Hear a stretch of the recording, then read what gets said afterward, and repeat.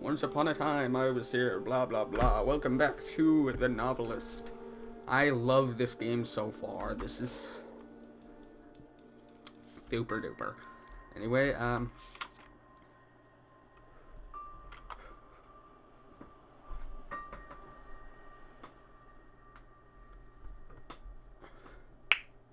crap. Sorry. Flubba.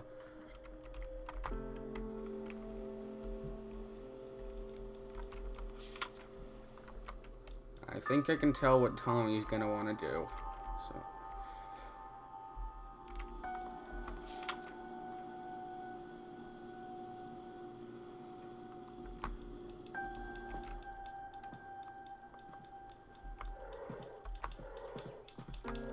But no, I want to read her freaking thoughts.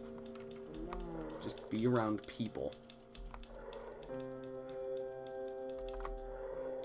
As opposed to being around monkeys.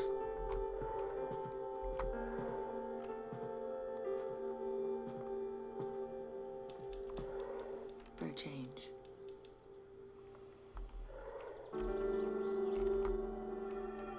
Going to the funeral alone was hard.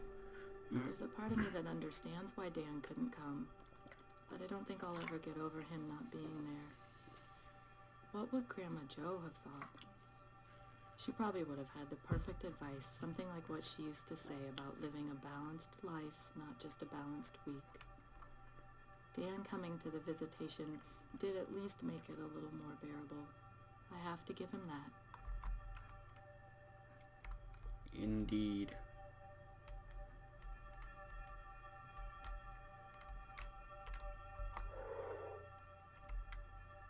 Is there something out there? The entire world's out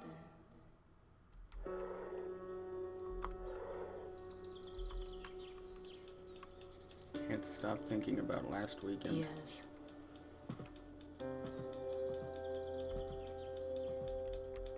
I only met Rick once, at a family reunion that must have been, 15 years ago? Turns out he made his fortune by, get this, selling high-end pipes. The Sherlock Holmes kind, not the plumbing kind. He must have been a hell of an interesting guy. I mean, he found a niche and made his way in the world. You have to respect that. It makes me wonder, am I giving everything I have to this book, or am I leaving myself an out? It isn't announced yet. I could always pull the plug. I'd never get another advance again, sure, but there isn't a gun to my head. Unless I put one there. Metaphorically, of course. Or physically. You know, you could always put one there physically, but, probably not the best idea.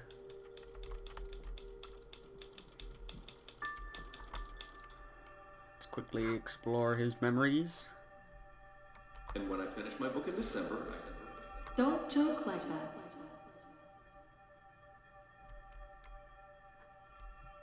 You mean, don't joke like that.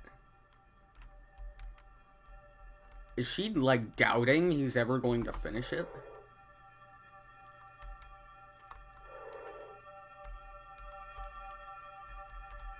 Still can't believe how many people showed up at the reading. Maybe I haven't faded into obscurity just yet. But forget about the publicity. That's fleeting. Won't matter in the end. The best thing was having a deadline and hammering on that chapter. I think I finally evened out the voice. And I think Scott's backstory is finally settled. Never underestimate the motivational power of potential public humiliation. Oh, so true. What?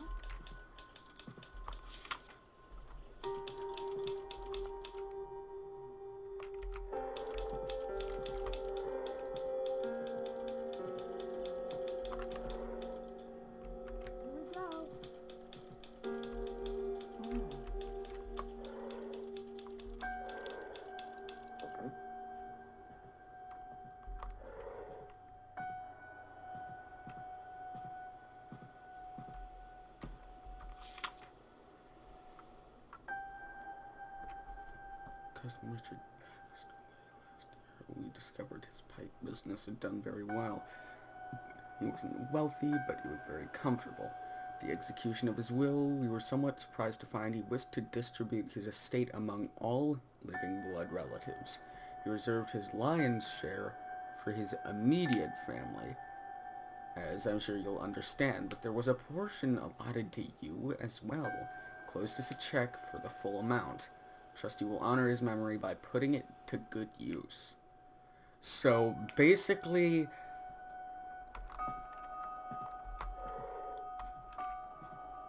a guy he had barely known gave him... What in the... No, no, no, no, no! Huh.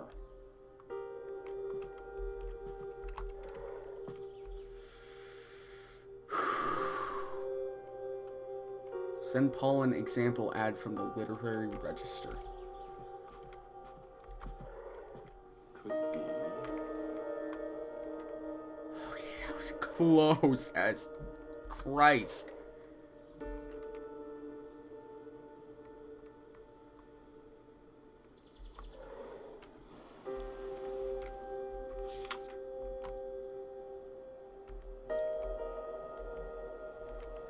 Yeah.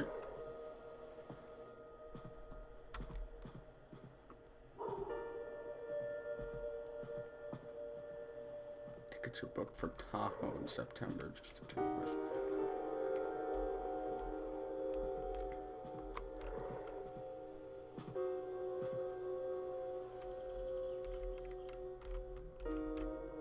I called the co-op today.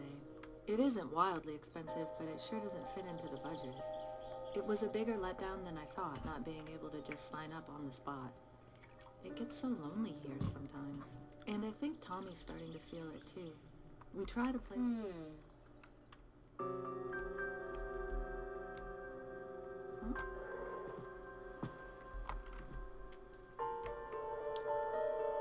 Painter bag and take it to the co-op. Literary Register.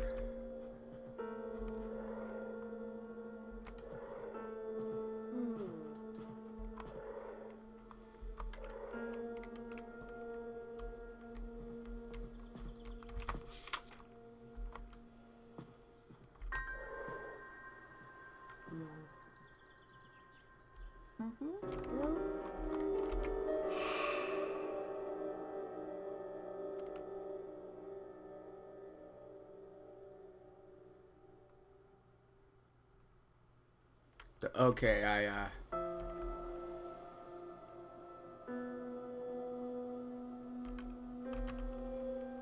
yeah, okay, I found the freaking thingamabobber. Now I just need to go and select Linda's paint supplies. No, painter bag. There we go. I'm officially just going by the logic of screw Tommy.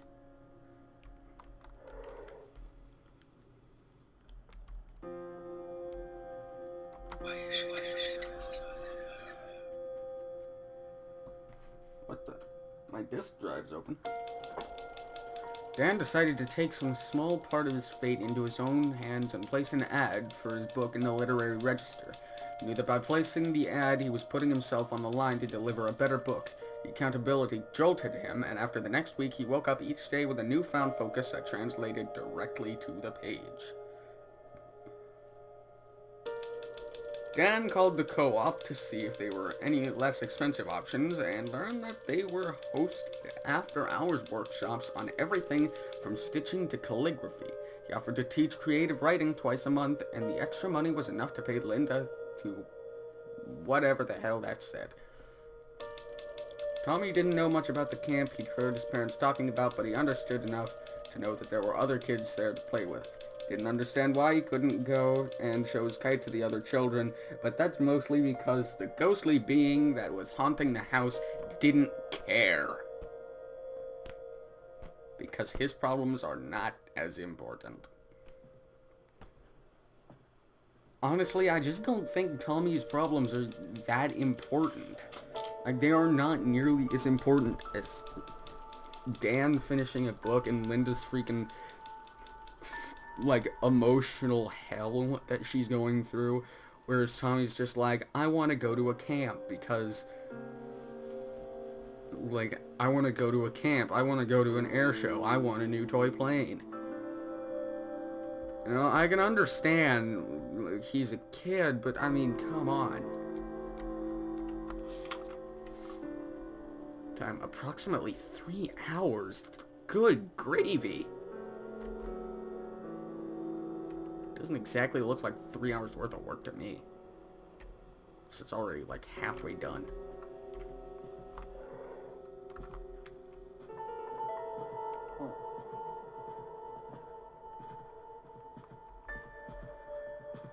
Okay, I guess the lamp in there is turned off, and the lamp right there is turned off. How's it going, Tom?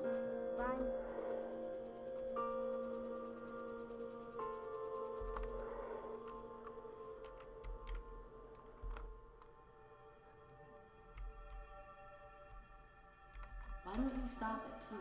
I'm fine. Wait.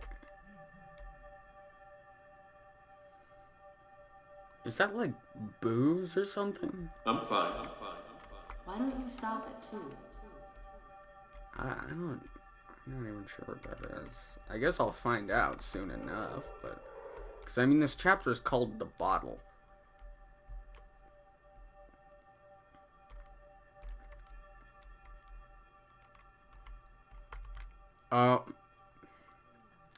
Yeah, I think Dan's kind of... Because that said whiskey on it. Just got back from the co-op. Tuesdays are pretty much my favorite day of the week now. Today, Monica showed me some brush techniques for blending my tones more evenly. She really is amazing. I can't believe how much she can get done in a week. I'm not sure I could keep up that pace even if I could do nothing but paint every day. Going in is always a little bittersweet, though. I can't help but think about how great it would be to go 2 or maybe even 3 days a week. But it means a lot that Dan's giving up his time to help me out with this. I know he's trying as hard as he can.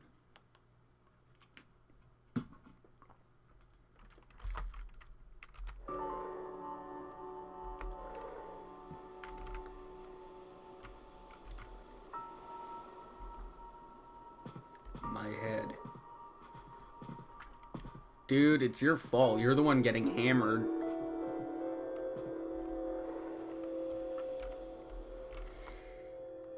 Alright. Let's see what's up with this guy and his whiskey.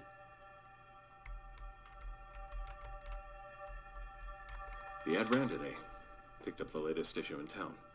I don't know if it'll amount to anything sales-wise, but that's not the point. I'd forgotten how scary it was to put your work out there and promise something to people, and that brought it all into focus.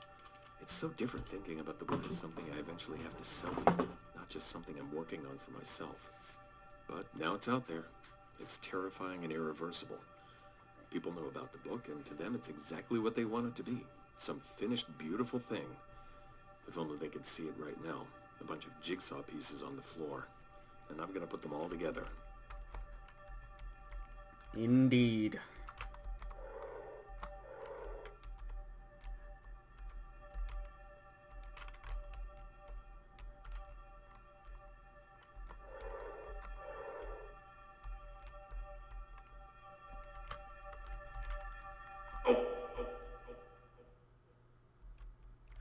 Exactly what does this sound... Oh!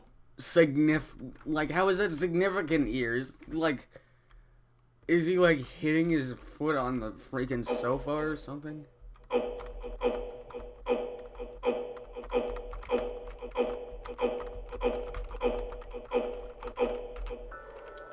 Good for you. You hurt yourself, genius. It's so significant to the story. Honestly, man.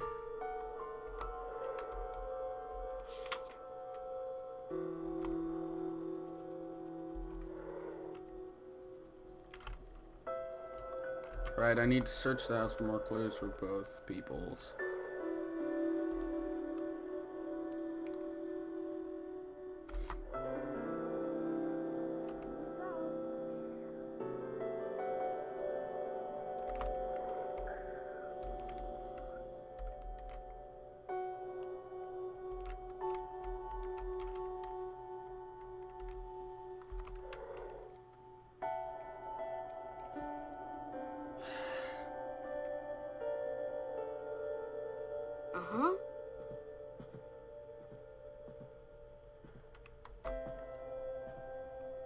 too much daddy juice? Is he getting into the whiskey too? 1 second.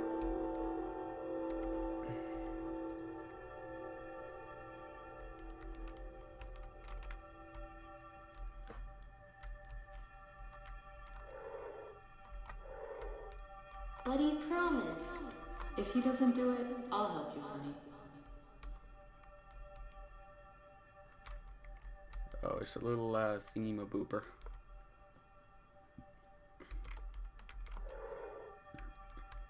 Is this gonna be the same drawing? Yes, it is! Seriously! Every chapter, every freaking chapter, he draws that same picture. Shut up, phone. Shut up. I'm going off on a rant on how uncreative this kid is.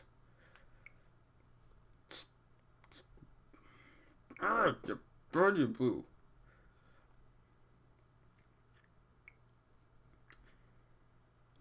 This kid is so uncreative. Just...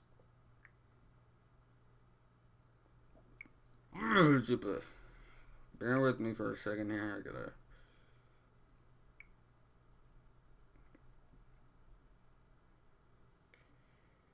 Okay.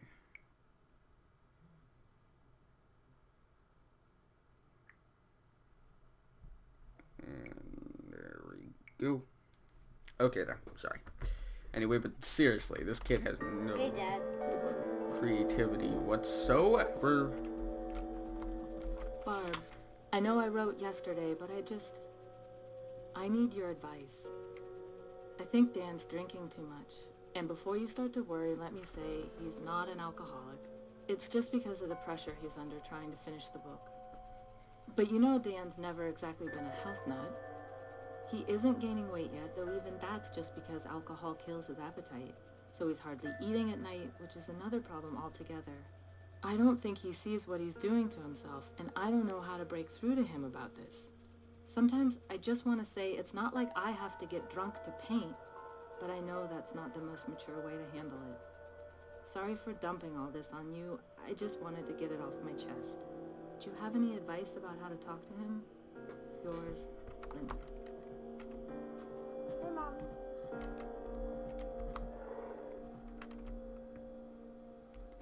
Alright, so now I need to read her thoughts for the final clue.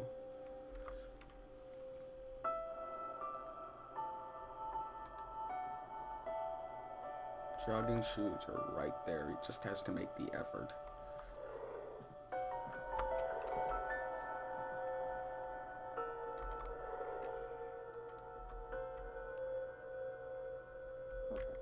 Alan, hey man, this is gonna sound odd, but I could use some advice. I'm in hot water here because, well, I've been drinking more lately. Man, there's just no good way to write that. I mean, I used to drink and write all the time in school. You remember that, right? I guess I got away from it when we got married, and definitely after Tommy came along. But he's in bed by 8:30 every night now. And let me be clear, I'm not blacking out or driving drunk. You know I'd never do something like that. I just have a few drinks while I'm working, safe and sound in the house. A writer who drinks isn't exactly unheard of. Wow, could I sound more defensive? Yes. But here's the hell of it. It's working. It's brought back that college hunger, that energy. And in the last week or two, the book's just singing. I don't even know what I'm asking here. Maybe I just wanted to start the conversation. If you get a chance, give me a call.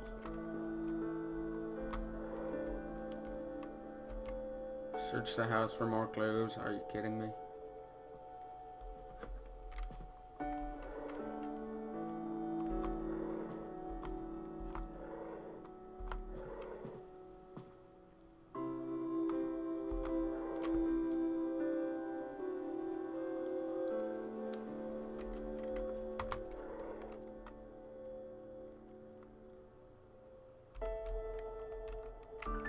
Just say it.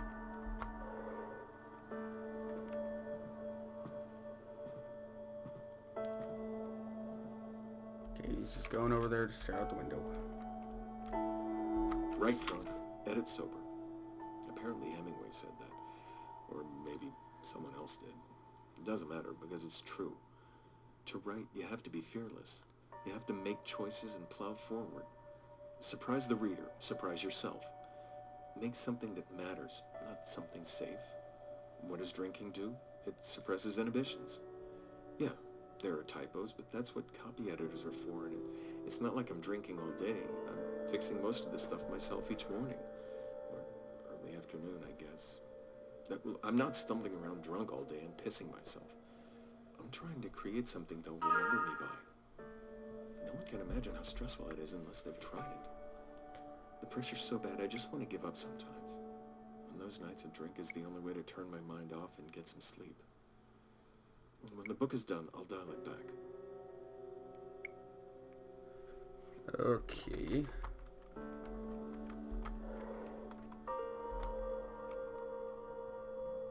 Pour a bourbon and work on that apartment scene. Time to break out the booze.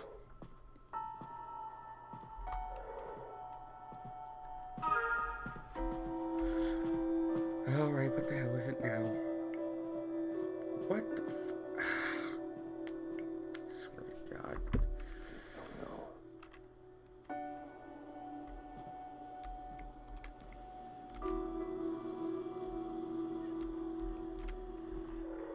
I remember the bourbons and his...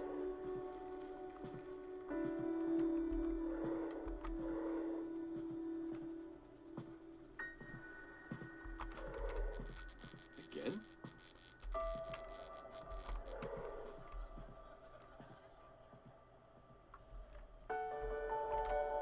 Alan. Hey. I know. Alright.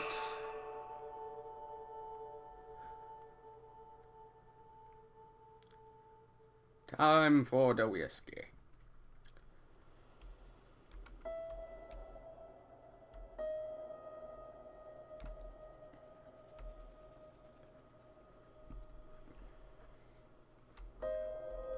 Now, apparently there are some jogging shoes he has.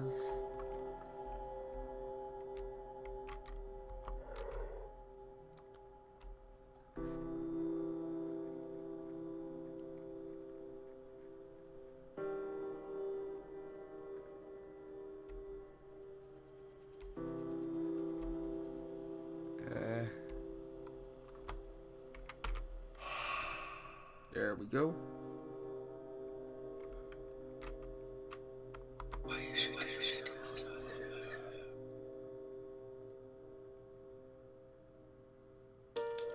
The results were just too good to give up, so Dan made peace with the fact that things would be a little rougher around the house for a few months. Promised himself and his family that he'd cut out the booze as soon as he handed in the final draft. But when he cracked his shin on the coffee table 2 nights later, he got no sympathy from Tommy or Linda.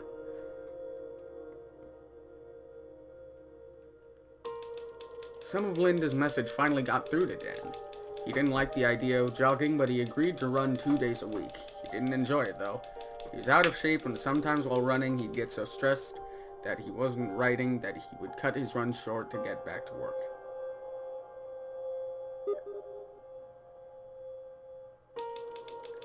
Tommy tried to put the pedal car together himself. The instructions confused him, and he gave up.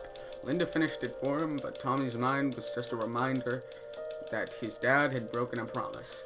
He'd only driven it a few times when he accidentally left it outside before a rainstorm. Got so muddy that he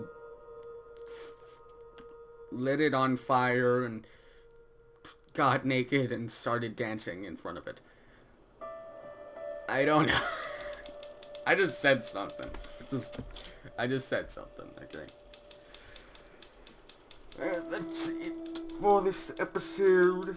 Thank you all for watching. Next time, we shall play The Road Ahead, which should probably be the last chapter.